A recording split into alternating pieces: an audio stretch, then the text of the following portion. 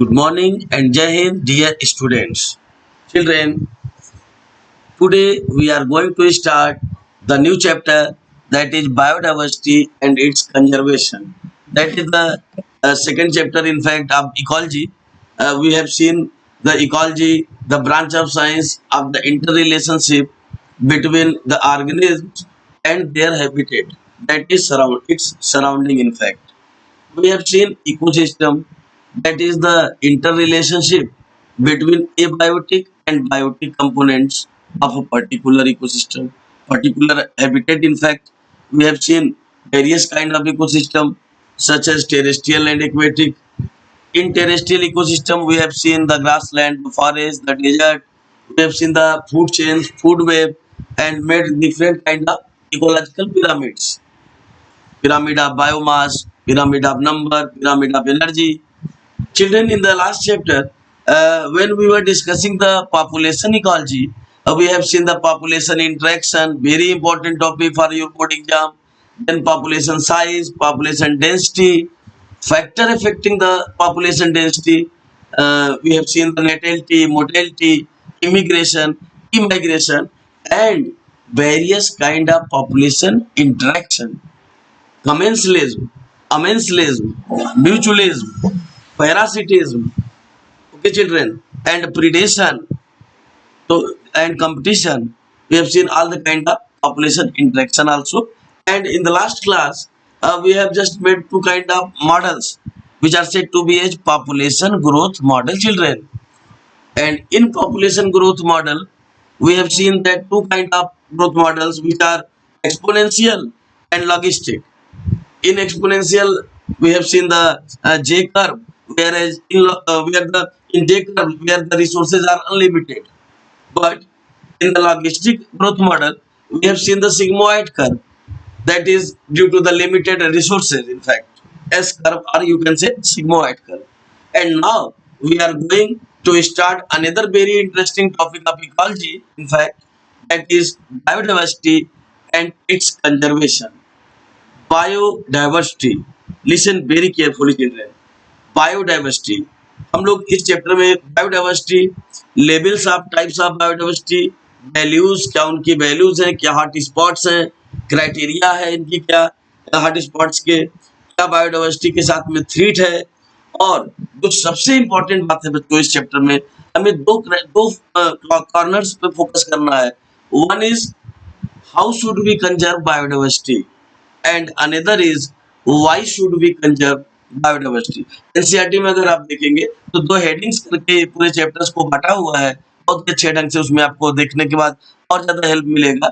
इसीलिए मैं बोलता हूँ कि साथ में एनसीईआरटी रखें या बाद में क्लास के बाद आप जरूर देखें बच्चों. तो उसमें आप देखेंगे इस पूरे चैप्टर को दो कॉर्नर्स में डिवाइड किया गया है. How should we conserve biodiversity and why should we conserve biodiversity. हम बायोडाइवर्सिटी को कैसे बचाएं और हम बायोडाइवर्सिटी को क्यों बचाएं. लेकिन बच्चों इससे पहले हमें देखना होगा कि what is biodiversity. So my dear kids, biodiversity is the degree of variation of life forms within a given ecosystem, biome और एन एंटायर प्लेनेट. ध्यान दीजिएगा जरा, बायोडाइवर्सिटी एक degree of variation of life forms है. जितने भी life forms exist करते हैं बच्चों एक पर्टिकुलर इकोसिस्टम में, या एक बायोम में जो बायोलॉजिकल ऑर्गेनिज्म का पूरा ग्रुप होता है, या एंटायर प्लेनेट पर जितने भी different kind of flora and फाना है. फ्लोरा बोले तो ग्रुप ऑफ वेजिटेशन, एंड फाना बोले तो ग्रुप ऑफ एनिमल्स. तो जितने भी फ्लोरा एंड फाना है बच्चों, उस पूरे एंटायर प्लेनेट पर जितने भी फ्लोरा एंड फाना है, that is basically biodiversity. That is the degree of variation of life forms within a given ecosystem. Okay, biodiversity is a measure of the health of ecosystem. किसी भी ecosystem में जितनी ज्यादा बायोडाइवर्सिटी होगी उतना ही अच्छा हेल्दी वो इकोसिस्टम माना जाएगा. इसीलिए आप जानते हैं हम टाइगर प्रोजेक्ट चलाते हैं, हम लायन प्रोजेक्ट चलाते हैं, टाइगर को बचाने के लिए, लायन को बचाने के लिए, because they are very necessary to maintain the ecosystem children. इसीलिए इकोसिस्टम हेल्दी तभी होएगा जबकि बायोडाइवर्सिटी एक रिच बायोडाइवर्सिटी होगी. And for your kind information, our country has the greatest biodiversity in throughout the world. जितना India में biodiversity है उतना कहीं पर भी बायोडाइवर्सिटी नहीं पाई जाती है बच्चों, due to the nearest appearance of equator. आप अभी आगे देखेंगे बच्चों इस चैप्टर में कि इक्वेटर के पास जो भी एरियाज हैं वहां पर बायोडाइवर्सिटी रिच होगी। एक मैं आपको सिंपल एग्जांपल से समझाऊं, अगर एनसीईआरटी में ये एग्जांपल भी दिया हुआ है जो मैं बताने जा रहा हूं। देखिए Colombia, Colombia is situated near the equator, और कोलंबिया में 1400 स्पीसीज बर्ड्स की पाई जाती हैं बच्चों, ध्यान से मेरी बात को सुनिएगा। Colombia is located near the equator having 1400 species of birds, but 41 degree north New York is located and 71 degree north Greenland is located. In New York there is only 156 species of birds. Okay, so बहुत ही कम हो गया, और यहाँ पे Greenland में भी और कम 56 species. तो कहीं ना कहीं जो स्पीसीज रिचनेस है वो इक्वेटर के पास में ज्यादा होता है बच्चों, हमेशा आप इस चीज को ध्यान रखिएगा। And see this point also, in terrestrial habitats tropical region are typically rich whereas the polar region support fewer species. देखिए जो बात मैं आपको समझाने की कोशिश कर रहा हूँ, tropical regions located near the equator are typically rich in biodiversity, okay, whereas the polar region support fewer species। मैंने अभी आपको कोलंबिया यहाँ पे कि 1400 स्पीसीज बर्ड्स की पाई जाती है, और उससे 41 degree north New York, 71 degree north Greenland है जहाँ पे स्पीसीज रिचनेस काफी कम हो जाती है बच्चों बर्ड्स की। तो यह शो कर रहा है कि पोलर रीजन की तरफ बढ़ने पर fewer species we shall see, and in the tropical region near the equator we see the richness in biodiversity. So I have told you children that in this chapter two corners there are. One is how should we conserve biodiversity, and another is why should we conserve biodiversity. So firstly focus on how should we conserve biodiversity. Here two criteria there are about how should we conserve biodiversity. अगर हमको biodiversity को बचाना है बच्चों तो इनका conservation हम दो तरीके से करते हैं, one is in situ conservation and another is ex situ conservation.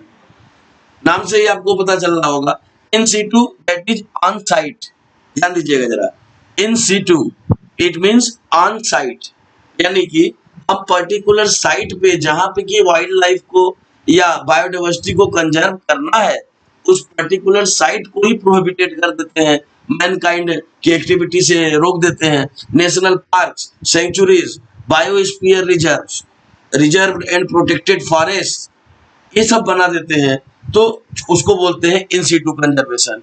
जबकि हम ऑन साइट कंजर्वेशन कर रहे होते हैं बायोडाइवर्सिटी का, वो जो कि थ्रेटेंड है, जिनके जो कि इंडेंजर्ड होने के खतरे में है क्योंकि उनके पास फूड की अवेलेबिलिटी नहीं है, हैबिटेट का लॉस है बच्चों। इसकी क्या अभी हम लोग ये कारण भी पूरा देखेंगे, लॉस ऑफ बायोडाइवर्सिटी का काजेज, ये हर साल करीब करीब पूछता है, what are the causes of loss of biodiversity, जिसमें हैबिटेट लॉस नंबर 1 पर आता है बच्चों। एनसीईआरटी में भी देखेंगे आप तो नंबर 1 पर हैबिटेट लॉस ही दिया हुआ है, क्योंकि हैबिटेट लॉस एक बड़ा कारण है, और आपको पता ही है due to deforestation, urbanisation, industrialisation, okay, and modernisation, we just cut the forest, and in this way their native place, their habitat is being lost. This one is the main reason, and behind this the food availability, lesser food availability, and some climatic factors also are the reasons for the loss of biodiversity children. There is a huge competition also for existence, so this one is competition is also one reason of the loss of biodiversity. So if we should just realize the virtue of biodiversity, then automatically we go for conservation because it is sustainable manner। हम आने वाले generation को भी कुछ दें, इसके लिए conservation करना बहुत जरूरी है। आप जानते हैं, आपने इकोसिस्टम पढ़ा हुआ है पिछले, अभी पीछे मैं आपको प्रोड्यूसर, कंज्यूमर्स और डिकम्पोजर्स, इनके बीच का फूड चेन और फूड वेब पढ़ाया हुआ हूँ। हर तरीके से हम लोगों ने एनर्जी ट्रांसफर को देखा था, pyramid of biomass, pyramid of number, pyramid of energy में ग्राफिकल रिप्रेजेंटेशन देखा था हम लोगों ने बच्चों। तो आपको पता ही है कि इकोसिस्टम के हर बायोटिक लेवल का होना जरूरी है, हर बायोटिक कंपोनेंट्स का होना जरूरी है to channelise the ecosystem, like producers, primary consumers that is herbivores, secondary consumers that is carnivores and tertiary consumers that is सब कार्निवोर्स। हर एक लेवल का होना जरूरी। और यहाँ पर देखिए बच्चों, ध्यान से देखिएगा, सबसे नंबर 1 पर हम लोग इन सिटू कंजर्वेशन में देख रहे हैं national parks. India has 407 national park children. Okay, and the first national park is Jim Corbett National Park. अगर हम इंडिया के पहले नेशनल पार्क की बात करें तो Jim Corbett National Park situated in Uttarakhand, that is near Nainital, in fact that is the first national park of India, Jim Corbett National Park. And then after you know about so many national parks, like यहाँ पे मैं देखिए mention किया हुआ हूँ project Tiger. Project tiger बच्चों चलाया गया शिमलीपाल नेशनल पार्क में, please note it.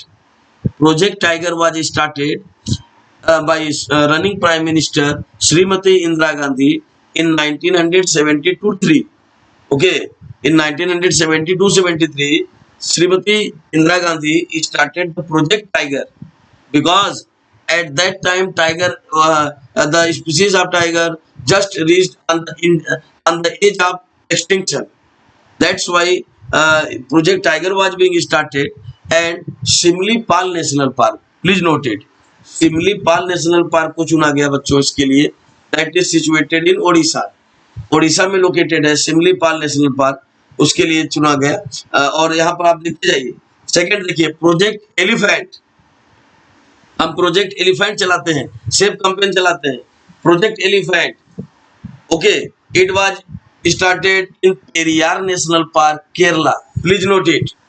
Project Elephant was started in Periyar. NCERT में नहीं मिलेगा आपको, इसलिए आप इसको नोट कर लीजिएगा बच्चों।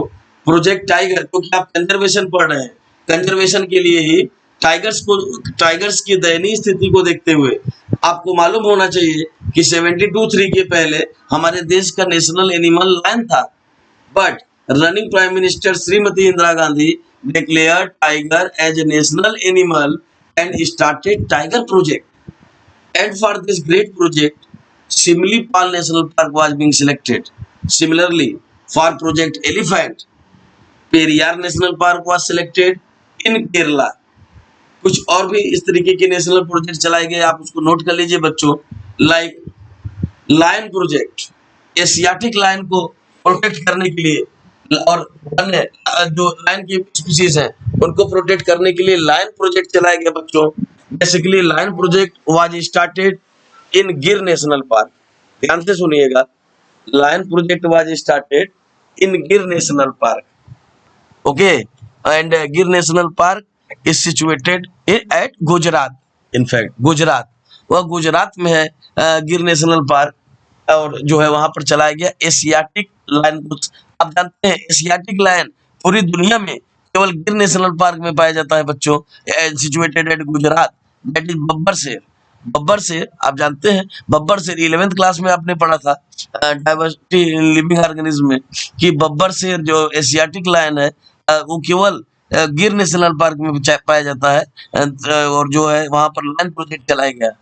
ओके, और सिमिलरली टाइगर प्रोजेक्ट के बाद रॉयल बंगाल टाइगर्स, जो रॉयल बंगाल टाइगर्स आप जानते हैं सुंदरबन नेशनल पार्क में, केवल वेस्ट बंगाल में, पूरी दुनिया में केवल वेस्ट बंगाल इंडिया में ही पाए जाते हैं रॉयल बंगाल टाइगर्स। तो रॉयल बंगाल टाइगर्स को भी प्रोटेक्ट करने के लिए वहां पर एक प्रोजेक्ट चलाया जाता है सुंदरबन नेशनल पार्क में, located at West Bengal. In fact West Bengal में लोकेटेड है बच्चों। और इसके बाद क्रोकोडाइल प्रोजेक्ट, कई प्रोजेक्ट हमारे देश में चलाए गए। आपने सुना होगा Keoladeo national park, Keoladeo national Park and century situated at Bharatpur Rajasthan. Bharatpur Rajasthan में है बच्चों केवलादेव नेशनल पार्क, जहाँ पे माइग्रेटरी बर्ड्स आते हैं। वहाँ पर स्पेशल प्रोजेक्ट चलते हैं माइग्रेटरी बर्ड्स के लिए, Siberian cranes and different kind of another migratory birds come from Africa, Siberia, New Zealand in the breeding season from July to November. They come to Bharatpur National Park, that is known as Kevaladev National Park, for breeding purpose. They are said to be as migratory birds children. So you are seeing various kind of project, Project Tiger, Project Lion, Project Elephant, Project Crocodile, Project Migratory Birds. These are the projects started to conserve the biodiversity. At the same time, you are seeing sanctuaries also. Sanctuaries are the smaller protected areas where wildlife are being conserved, but national park are the larger areas. In fact, it is the native place of the native place of the endangered wildlife.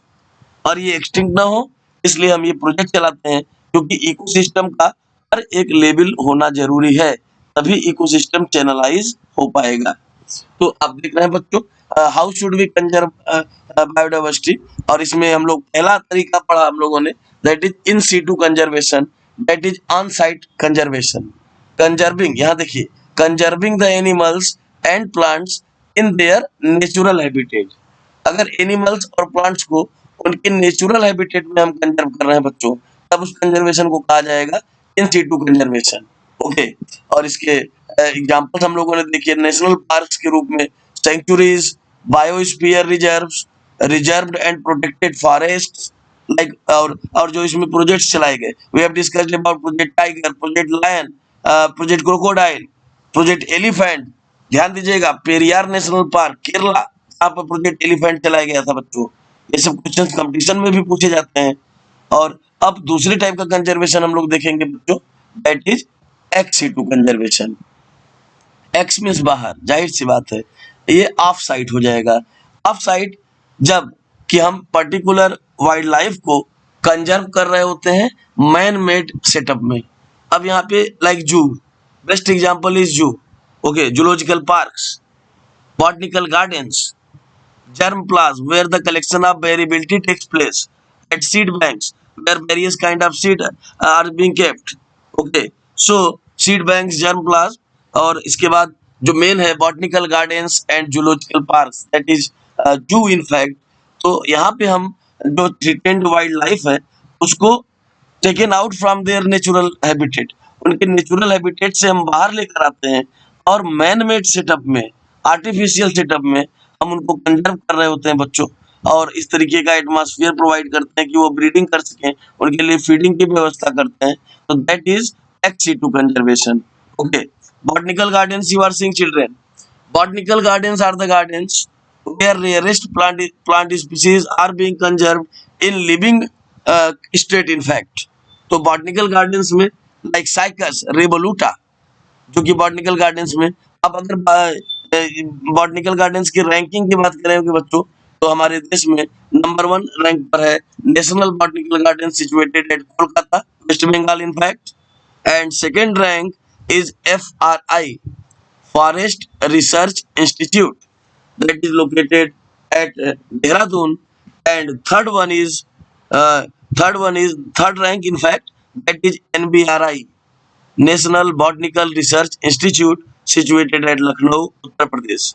तो इस तरीके से rank 1, rank 2 और rank 3 ये 3 botanical gardens हैं हमारे देश में, जहाँ पर कि बहुत, आप जाएंगे तो आप तमाम रेयरेस्ट एनिमल्स वहां पर आपको दिखाई देंगे, रेयरेस्ट प्लांट्स दिखाई देंगे बॉटनिकल गार्डन में।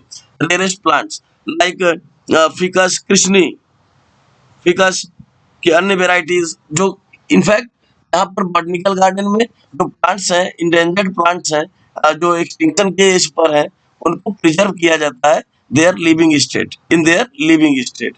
ओके, तो कई बॉटनिकल गार्डन आपने देखा, जू जानते ही हैं आप, जहाँ पे कि एनिमल्स को, थ्रेटेंड एनिमल्स को कंजर्व करते हैं हम मैन मेड सेटअप के तहत। तो आपने ये देखा बच्चों कि how should we conserve biodiversity. Now see the international agencies and measures which are being associated with this particular phenomena। देखिए, रिसर्चेज जो कि रिसर्च कर रहे हैं और कंजर्व करने के लिए बायोडाइवर्सिटी को अलग अलग तरीके से प्रोग्राम चला रहे हैं। आप देख रहे हैं बच्चों, sites, convention and international trade in endangered species, WWF, that is world wild life fund, IUCN सबसे इंपॉर्टेंट है, इसको मोस्ट इंपॉर्टेंट का निशान लगाइएगा आप, या कई बार बोर्ड के एग्जाम में पूछा हुआ क्वेश्चन है बच्चों, IUCN। ओके, IUCN इसका फुल फॉर्म लिख लीजिएगा, इसका फुल फॉर्म होता है international union of conservation for nature and natural Resources. Once again I am reciting, International union of conservation for nature and natural Resources, that is World Conservation Union. ध्यान दीजिएगा, यह basically UNO का जो leg है बच्चों, ये देखिए UNO का लेग आप देख रहे हैं, यूनेप। यूनेप जैसे आप देखते हैं WTO World Trade Organization, FAO Food and Agricultural Organization, WHO World Health Organization. इसी तरह बच्चों यह देखिए यूएनओ का लेग है UNEP, that is United Nations Environment Programme. Please note these abbreviations. These are very important abbreviation for your board exam as well as competitive exams also children.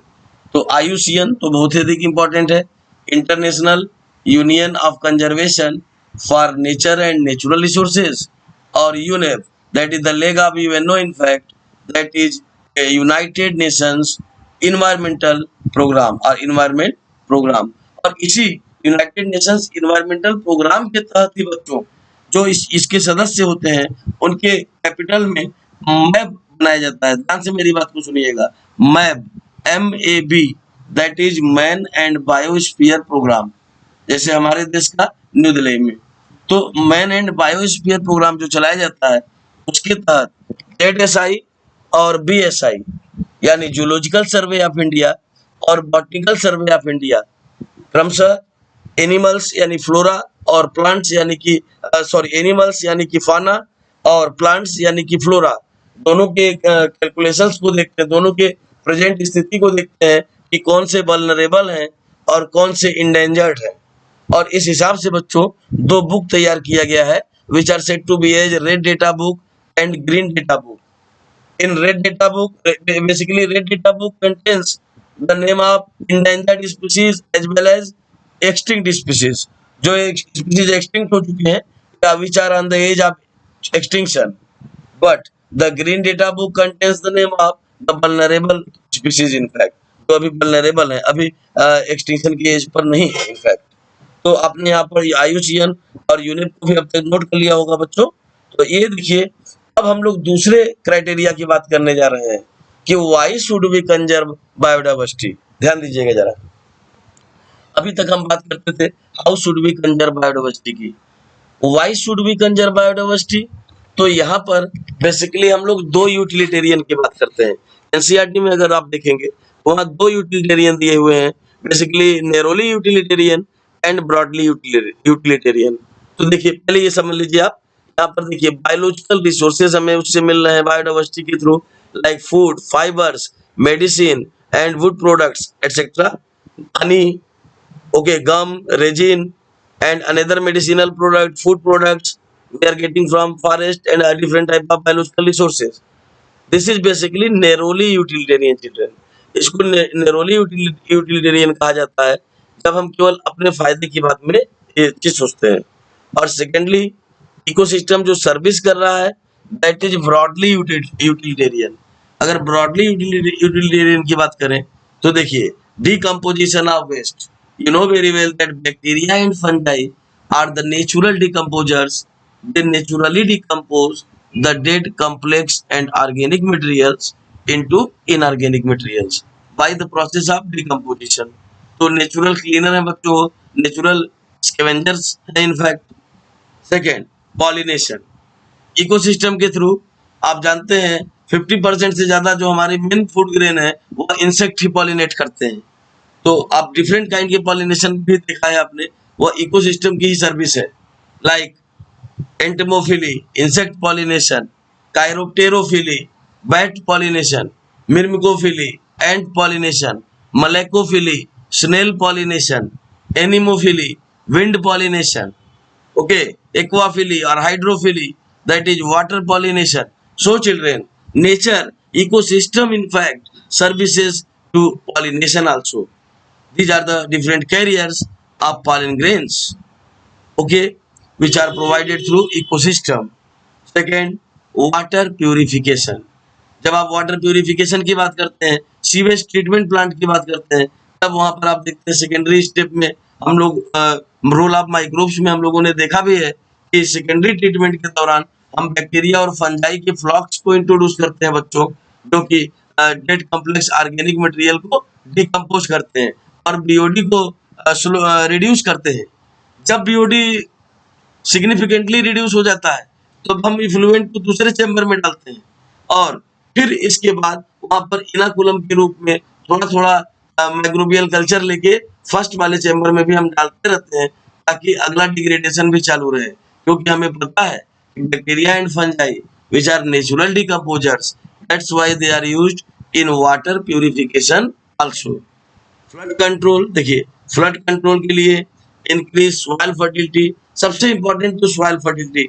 आप जानते हैं सॉइल के अंदर भी बहुत से ऐसे सॉइल लिविंग बैक्टीरिया है, एजोटोबैक्टर, क्लोस्ट्रीडियम, और फिर आपने देखा है सिम्बियॉन्ट्स के रूप में राइजोबियम, लेग्यूमिनोसेरम को कुछ बैक्टीरिया जो नाइट्रीफाइंग है, नाइट्रोसोमोनास, नाइट्रोबैक्टर, और कुछ जो डीनाइट्रीफाइंग है लाइक सीडोमोनास एंड माइक्रोकोकस।